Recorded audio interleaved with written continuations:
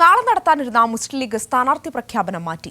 നേരത്തെ നിശ്ചയിച്ച നേതൃസമിതി യോഗം നാളെ ചേരും. ഉഭയകക്ഷി ചർച്ചയിലെ ധാരണ യോഗത്തിൽ ചർച്ച ചെയ്യും. വിവരങ്ങളുമായി KT സ്വാലിഹ് മലപ്പുറത്ത് നിന്ന് ചേരുകയാണ്. സ്വലേതായത് മൂന്നാം സീറ്റ് എന്ന ലീഗിന്റെ ആവശ്യം പൂർണ്ണമായും കോൺഗ്രസ് തള്ളുന്ന ഒരു സാഹചര്യത്തിലാണ് ലീഗിന്റെ സ്ഥാനാർത്ഥി പ്രഖ്യാപനം ഉണ്ടാകുന്നത്. ഇത് മറ്റന്നാളേക്ക് മാറ്റിവെച്ചിരിക്കുകയാണ്. വിവരങ്ങൾ അഞ്ജന, മുസ്ലിം ലീഗിന്റെ നേതൃയോഗത്തിൽ നാളെ നടക്കുന്ന നേതൃയോഗം കഴിഞ്ഞ ഉഭയകക്ഷി ചർച്ചകളിൽ തീരുമാനമായ കാര്യങ്ങൾ സാദിഖ് അലി തങ്ങളെ അറിയിക്കുകയാണ് നാളത്തെ യോഗത്തിന്റെ ലക്ഷ്യം. അത് തങ്ങളുമായി ചർച്ച ചെയ്യും. അതിനുശേഷം തുടർ നിലപാടുകളിലേക്ക് മുസ്ലിം ലീഗ് കടക്കും. നേരത്തെ നാളെ തന്നെ 2 സ്ഥാനാർത്ഥികളെയും ഈ യോഗത്തിന് ശേഷം പ്രഖ്യാപിക്കുമെന്നാണ് അറിയിച്ചിരുന്നത്. എന്നാൽ അടുത്ത മറ്റന്നാളത്തേക്ക് ഇത് മാറ്റിവെക്കുകയാണ്.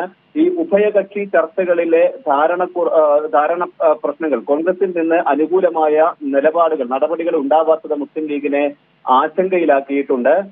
രാജ്യസഭാ സീറ്റ് നൽകാമെന്ന് കോൺഗ്രസ് പറഞ്ഞിട്ടുണ്ടെങ്കിലും അക്കാര്യത്തിലും ഒരു ഉറപ്പ് ലഭിച്ചിട്ടില്ല. AICC നേതൃത്വത്തിൽ നിന്ന് അനുമതി വാങ്ങിയാൽ മാത്രമാണ് അത്തരത്തിൽ അനുമതി തേടേണ്ടതുണ്ട് എന്നൊരു കാര്യം കൂടി കോൺഗ്രസ് നേതാക്കൾ അറിയിച്ചിട്ടുണ്ട്.